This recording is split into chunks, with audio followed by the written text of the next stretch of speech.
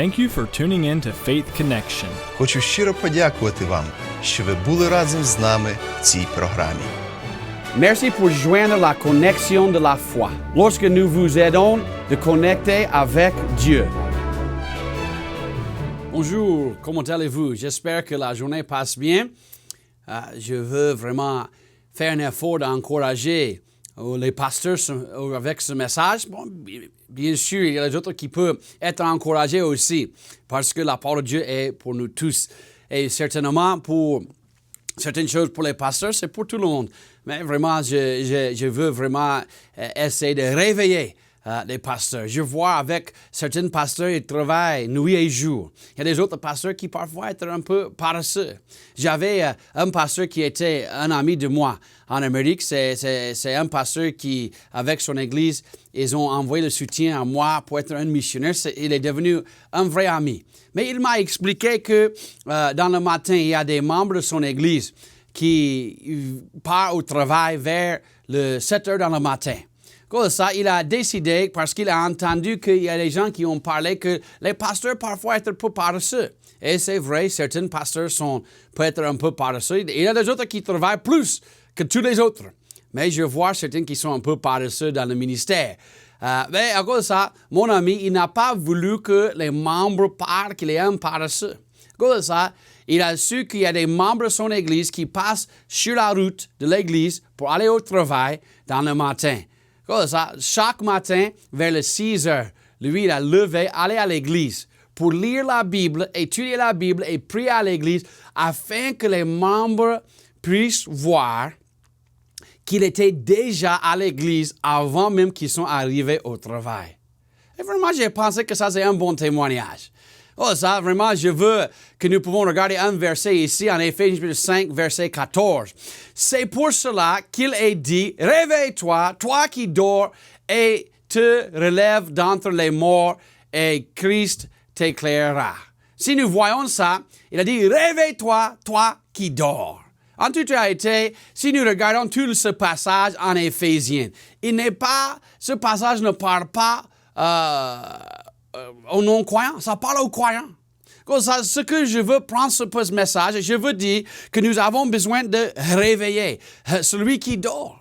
Il y a certains pasteurs, ils ont commencé avec beaucoup de force, beaucoup d'encouragement, beaucoup de passion, et aujourd'hui, vous n'avez pas ça.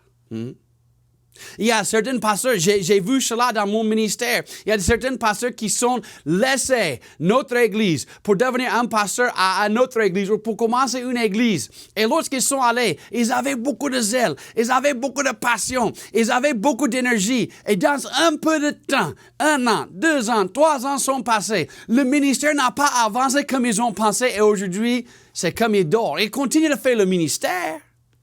Mais c'est comme quelqu'un qui n'est plus zélé. Ce n'est pas quelqu'un qui est toujours devant, avec beaucoup d'énergie et compassion et passion. Non, pasteur, réveille-toi. Il faut décider aujourd'hui de réveiller. Il ne faut pas. Vous disiez, mais nous avons seulement 5. Non, il ne faut pas dire seulement 5.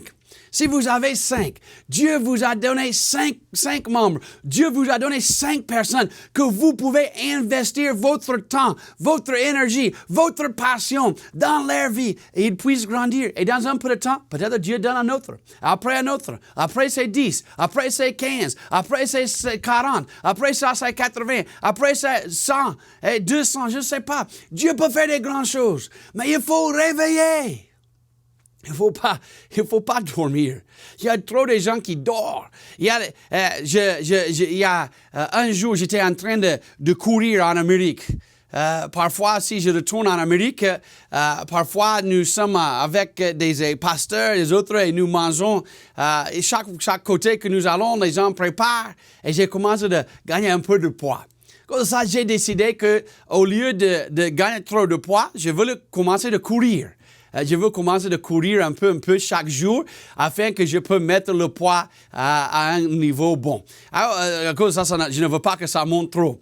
Comme ça, j'étais en train de courir un jour et il y a quelque chose que je n'ai pas aimé lorsque j'étais en train de courir. Ça, c'est les chiens. Les chiens, vraiment, wow, ils sont un peu des problèmes. Comme ça, j'étais en train de courir un jour. Il y a un chien qui est venu. Hein, grand, il était grand chien. Il est venu, fait beaucoup de bruit.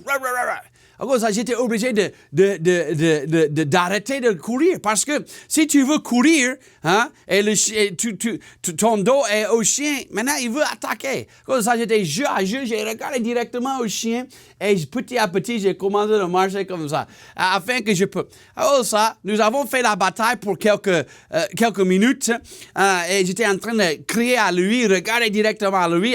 Et il était en train de faire beaucoup de bruit.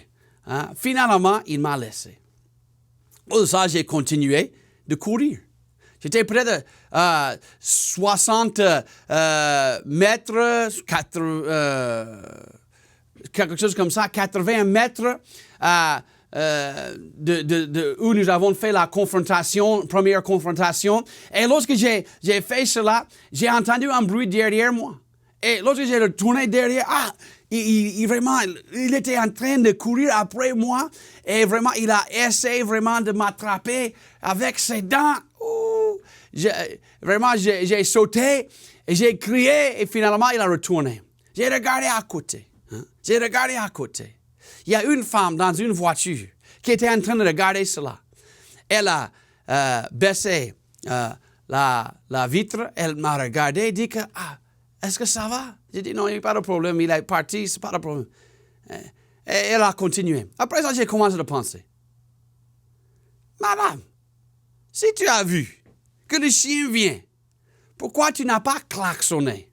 Hein? Pourquoi tu n'as pas crié? Fais attention, un chien vient. Hein? C'est comme elle a dormi. Hein? C'est comme elle n'a pas fait ce qu'elle peut faire. Il y a des pasteurs qui sont comme ça. Ils sont là, ils regardent. Il y a des gens qui sont en train d'aller vers l'enfer. Ils n'ont pas la compassion. Pasteur, il faut réveiller toi. Vous disiez que mon église, c'est comme les morts. Ils ne sont pas, je prêche et ils ne disent pas Amen. Je prêche, ils dorment. Peut-être c'est parce que vous n'avez pas encore réveillé. Réveillez-toi. Nous avons plusieurs choses que nous avons besoin de réveiller. Ici, nous pouvons regarder ici. Il a dit ici, Éphésiens 5, verset 1, « Soyez donc les imitateurs de Dieu comme des enfants bien-aimés. » Nous voyons ici clairement que nous avons besoin d'être un imitateur de qui? De Dieu. Nous avons besoin de suivre la parole de Dieu et être comme notre Seigneur et notre Sauveur Jésus-Christ. Il a dit ici, verset 2, « Et marcher dans la charité comme le Christ qui nous a aimés et s'est offert lui-même à Dieu pour nous en oblation et en victime d'agréable odeur. » Il faut regarder cela. Christ est mort pour nous. Hein? Il a donné tout. Mais nous avons besoin de marcher dans quoi? La charité. Si nous regardons verset 3, que ni la fornication, ni aucune impurité, ni l'avarice, ne soit même nommé parmi vous comme il convient à des saints. Ni aucune parole déshonnête, ni bouffonnerie, ni plaisanterie, qui sont des choses malséantes, mais qu'on y entende plutôt des actions de grâce. Est-ce que vous voyez ça ici? Nous avons besoin de réveiller à quoi? Pasteur, il faut réveiller à la sainteté. Pasteur, comment vous pouvez penser que l'Église doit être sainte? Hein? Et lorsque vous n'êtes pas saint? Je ne suis pas parfait. Les gens qui sont proches à moi, ma femme, les autres qui travaillent avec moi, ils savent que je suis un homme. Il n'y a pas un homme qui est parfait. C'est Jésus-Christ qui est parfait. Il est le sauveur parfait, c'est vrai. Il était le sacrificateur parfait. Mais ça, c'est pour Jésus. Mais je dois faire mon mieux, hein, que dans toutes choses, je suis clair. Comme il a dit ici, je dois vraiment éviter ces choses. Marcher dans la sainteté. Il a parlé de quelque chose ici. Et vraiment, je vois que ni la fornication, est-ce que vous avez vu cela? Ni la fornication, ni notre impurité. Là, vraiment, il y a beaucoup de pasteurs, il y a beaucoup de membres, il y a beaucoup de gens qui sont en train de tomber à cause de la fornication.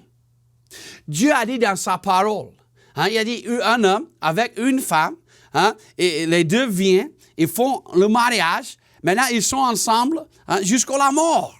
Ça, c'est le plan de Dieu. Et vraiment, je rends grâce à Dieu. C'est Dieu qui depuis des années, m'a protégé dans ce côté. Mais il y a beaucoup de pasteurs. J'ai des amis qui ne sont plus dans le ministère à cause de la fornication. J'ai des membres qui sont en train de gâter leur vie à cause de la fornication. La Bible dit, fuyez la fornication. Nous avons besoin d'avoir la sainteté. Si nous voulons achever un grand ministère pour Dieu, il faut avoir la sainteté. Pasteur, vous êtes le modèle, vous êtes l'exemple, vous êtes devant. Il faut marcher avec la sainteté. Ça, c'est très clair. Oh, beaucoup de pasteurs. Nous disons que les pasteurs peuvent tomber dans, normalement, 3 côtés. Il y a avec les femmes, il y a avec l'argent, et il y a avec aussi l'orgueil. Et ça, c'est vrai. La plupart du temps, j'ai des amis qui étaient dans le ministère. J'ai beaucoup d'amis qui sont dans le ministère qui ne sont pas tombés dans le péché. Je ne suis pas en train de dire que la plupart des pasteurs tombent dans le péché, mais même si c'est un, c'est trop. Il y a plus qu'un. Avec ces choses, c'est un problème. Vraiment, c'est très, très, très important. À cause de ça, il faut marcher dans la sainteté. Réveille-toi. Est-ce que vous êtes en train de marcher bien? Peut-être, vous êtes en train de regarder des images qui ne sont pas bonnes. Aujourd'hui, je sais qu'il y a des membres de l'Église sur leur portable, sur leur tablette, sur leur ordinateur. Aujourd'hui, ils regardent des pornographies, des choses comme ça. Mais pasteur, est-ce que vous-même, vous disiez, mais pasteur ne regarde pas ça. Et il y a des pasteurs. Aujourd'hui, en Amérique, il y a des pasteurs qui sont en train de tomber à cause de ces choses.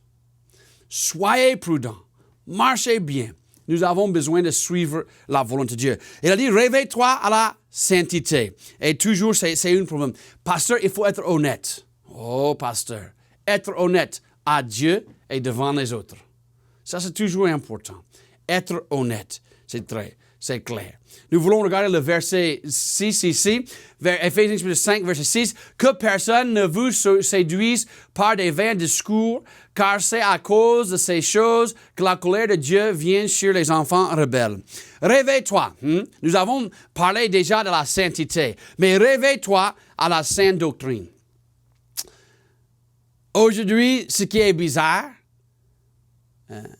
est que les gens aiment suivre ce qui est faux, plus qu'ils aiment suivre ce qui est vrai.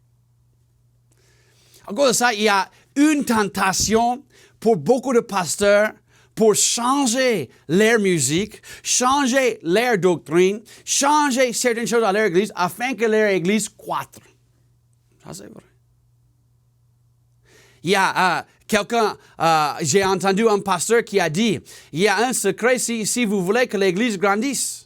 Il a dit que, j'ai oublié tous les points, mais il a dit, changez la musique. Et il faut ajouter la musique du monde. J'ai dit, quoi?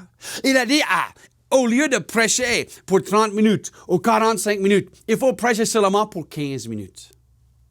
J'ai dit, quoi? Vous voulez chanter pour 45 minutes, pour 1 heure, donner un petit message de 15 minutes? Qu'est-ce qu'ils veulent? Qu'est-ce que les gens veulent? Oh, les gens veulent que leur chair est flattée, que leur chair bouge. Eux-mêmes, ils pensent que c'est l'esprit, mais en toute réalité, c'est la chair. Mais, lorsque tu donnes un message, et il dit que donne un message où les gens se sentent bien. Aujourd'hui, il y a des prédicateurs comme ça. Il y a un en Amérique, il a une grande église, il a une stade. C'est comme une stade qui est plein. Parfois, il y a 30 000, 40 000 qui viennent à l'église pour écouter son message. Une seule église, 30 000 personnes, dimanche matin, il prêche, et toujours il sourit, et vraiment, il est comme ça, souriant, et vraiment, il aime que les gens se sentent bien. Et je ne veux pas être méchant, je ne veux pas taper les gens jusqu'à ce qu'ils sentent mauvais, non. Mais je dois prêcher la vérité. Il faut penser de Noé. Est-ce que Noé a changé son message afin que les gens puissent entrer dans l'arche? Non. Il a prêché fidèlement pour beaucoup des années, et c'est sa femme et ses fils et les femmes de ses fils qui sont rentrés. C'est pas beaucoup de gens. Regarde le prophète Jérémie. Est-ce que Jérémie, il y avait beaucoup de gens qui étaient contents avec son message? Il a donné la parole de Dieu. Il a donné la vérité. Est-ce que beaucoup de gens ont suivi? Non. Mais il était fidèle. Comme ça, pourquoi j'ai parlé de Noé, Jérémie, même si vous voulez penser, presque tous les apôtres ont perdu leur vie. Hein? Ils étaient devenus des martyrs. Des martyrs. Pourquoi? Parce qu'ils ont prêché l'Évangile. Ce n'étaient pas les voleurs. Ils ont voulu seulement prêcher la parole de Dieu. Mais vraiment, c'est gâté. À cause de ça, ce que moi-même je veux dire, nous avons besoin de réveiller à la sainteté, mais aussi à la sainte doctrine. La sainte doctrine vient de quoi? La parole de Dieu. Oh, pasteur. Hein? Moi-même, la seule chose que je peux faire aujourd'hui, c'est prêcher la parole de Dieu. Je dois annoncer la parole de Dieu. Si les gens me suivent la parole de Dieu, je suis content. Je ne veux pas que les gens me suivent. Hein? Je ne veux pas que les gens dans mon église disent que je crois cela parce que le pasteur a dit. Non. Je veux que les gens disent. Je veux que les membres de mon église disent que je crois cela parce que la Bible dit. Comme ça, réveille-toi à la sainte doctrine. Je suis en train de voir des églises, même certaines églises qui me soutiennent, ils sont en train de changer un peu. Je suis un peu découragé avec ça. Pas tout, peut-être pas la plupart. Mais il y a certaines. 10 ans avant, c'était des bonnes églises. Aujourd'hui, leur musique a changé, leur doctrine a changé, leur point focal a changé et c'est devenu triste. Comme ça, reste fidèle à la sainte doctrine. Réveille-toi à ça. Réveille-toi et c'est toujours important. Si nous pouvons regarder Éphésiens chapitre 5, verset 9. « Car le fruit de l'esprit consiste en toutes sortes de bonté, de justice et de vérité. Examinez ce qui est agréable au Seigneur. » Vraiment, ça, c'est une bonne chose. Mais il a dit ici quoi? Le fruit de l'esprit. Aujourd'hui, les gens veulent parler de beaucoup de choses. Ils veulent parler de le baptême du Saint-Esprit et les autres choses. Et peut-être nous pouvons parler de ça à un autre message, à un autre temps. Mais si nous regardons ici le fruit de l'Esprit, c'est ça que nous devons parler. Regarde le fruit de l'Esprit. Et ne prenez aucune part aux œuvres infructueuses des ténèbres, mais bien plutôt condamnez-les. Car il est même honteux de dire ce que les gens font en secret. Mais tout ce qui est condamné est manifesté par la lumière, car tout ce qui est manifesté devient lumière. Si nous avons vu ici, il a dit, réveille-toi à quoi? Réveille-toi, pasteur, à la sainteté. Il faut marcher. Dieu a dit, je suis saint. Hein? Il faut être saint car je suis saint. Deuxième chose, réveille-toi à la sainte doctrine. Troisième chose, réveille-toi au fruit de l'esprit. Nous avons besoin, d'avoir le fruit de l'esprit. Vraiment, nous avons besoin de marcher dans ces bonnes choses. Et nous voulons regarder à la quatrième chose. Éphésiens 5, verset 15. Prenez donc garde à vous conduire avec circonspection. Oh, mon pasteur a bien parlé de circonspection. Il a dit, il faut imaginer qu'il y a un mur, qui a peut-être le mur à 1,5 mètre, 2 mètres. Il y a un chat qui est en train de marcher sur le mur, là-bas. C'est un petit mur, mais il marche. À un côté, vous avez un chien, et à l'autre côté, vous avez un chien méchant.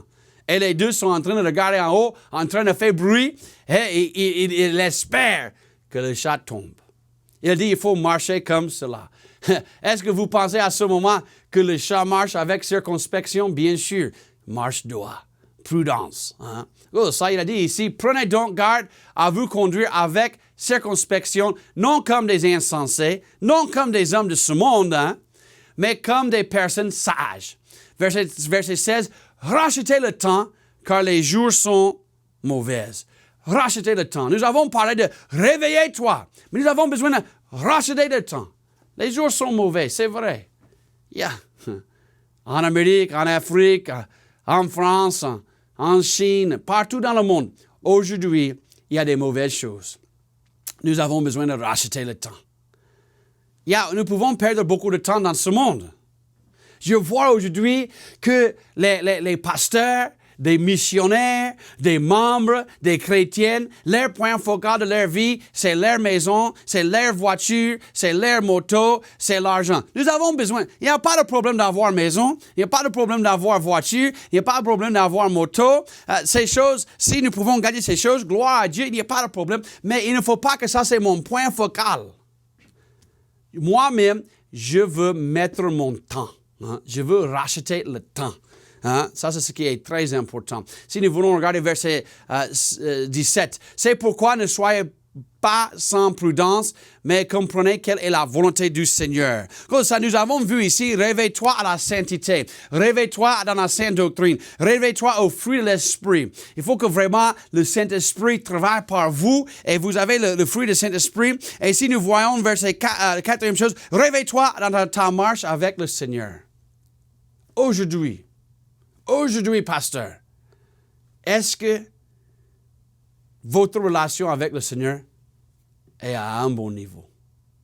Si ça n'est pas à un bon niveau, c'est difficile, hein? Il a dit, nous avons déjà vu dans ce passage que nous avons besoin d'examiner notre propre vie. Vraiment, dans une affaire, vous savez, de temps en temps, il regarde dans les différents côtés de l'affaire. Les gens, l'argent, l'avancement, pour voir qu'est-ce qui marche et qu'est-ce qui ne marche pas.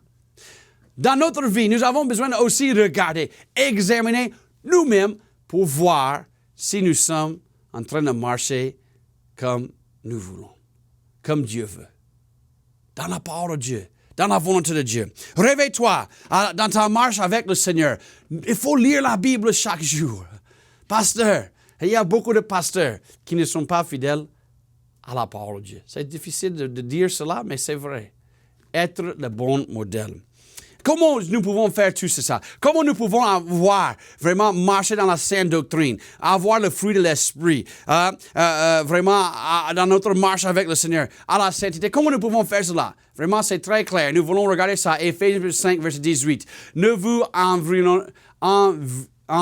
enivrez point de vin qui mène au dérèglement, mais soyez remplis de l'Esprit. Est-ce que vous avez bien regardé cela? Mais soyez remplis de l'Esprit. Il a parlé d'ici, c'est un bon verset ici que nous avons besoin de comprendre. Aujourd'hui, il y a certaines églises qui ont parlé de le baptême du Saint-Esprit et ils ont gâté le baptême du Saint-Esprit. C'est vrai. Ils ont gâté vraiment le vrai sens du baptême du Saint-Esprit. Ils ont confus le baptême avec rempli et ils ont ajouté des choses bizarres et aujourd'hui, nous avons des problèmes. Mais pasteur, nous avons besoin d'être remplis du Saint-Esprit. Être remplis avec le Saint-Esprit. Parce que moi-même, je ne peux pas faire l'œuvre de Dieu. Peut-être, lorsque nous disons « réveillez-toi », c'est parce que vous êtes en train de faire l'œuvre de Dieu avec votre force. Vous n'êtes pas en train de faire ça avec la force du Seigneur. Il y a un moment, lorsque j'étais un jeune prédicateur, j'étais vraiment découragé un peu. C'est comme j'ai essayé. Mais c'est comme j'étais en train de taper un mur. Hein? J'étais en train de taper toujours un mur. C'est comme j'ai voulu bouger et un mur est là. J'ai tourné, c'est un mur qui est là-bas. J'ai tourné, un mur est là-bas. Vraiment, j'étais découragé. Finalement, j'ai prié. Hein? Et j'ai dit, Dieu, dans mon cœur, je veux te servir. Je veux marcher avec toi. Je veux achever ta volonté. Mais c'est comme je suis coincé à tous côtés. Dieu m'a donné. Vraiment, Dieu m'a aidé de comprendre quelque chose bien. J'ai réalisé que j'ai essayé de travailler pour Dieu avec toute ma force. Mais j'ai réalisé que c'est pas moi qui peux faire le travail de Dieu. C'est Dieu qui doit faire le travail de Dieu par moi. Et c'est ce que nous sommes en train de parler. Moi-même, je dis toujours, il faut travailler avec toute ta force, ça c'est vrai. Mais être certain que toujours, c'est le Saint-Esprit qui est en train de te guider et te diriger. Il a dit ici, il ne faut pas être quoi? Comme les gens avec vin. Si nous regardons ça, les gens qui ont l'alcool dans leur système, les gens vraiment, ça mène au quoi? Au dérèglement. Est-ce que vous avez regardé les gens? Vous avez regardé les gens? Il y a des gens même qui sont calmes, ils sont bons, mais ils boivent un peu de l'alcool et ils commencent de bavarder, ils commencent de parler mal et ils commencent de faire des choses que, lorsqu'ils sont sobres, ils ne font pas ces choses.